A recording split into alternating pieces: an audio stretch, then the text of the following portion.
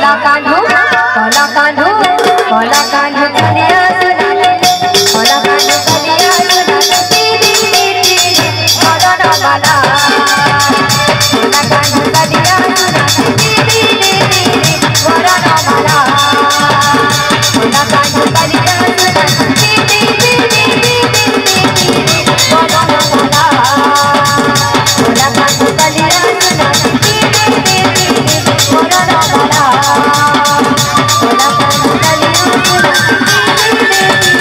कोला ना बाला कोला कान्हू कलिया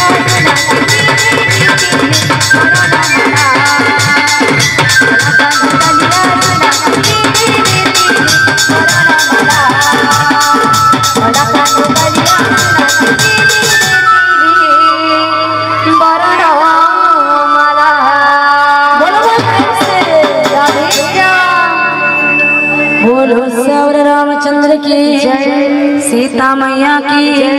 लक्ष्मण वीर की जय, पवन सुत हनुमान की जय, जगन्नाथ स्वामी की जय, बलभद्र स्वामी की जय, सुभद्रा माता की जय,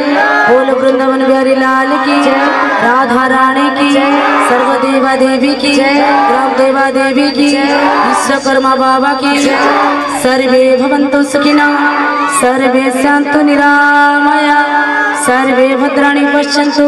मा कश्चित् दुःखभाग् भवेत्। ओम शांति शांति शांति।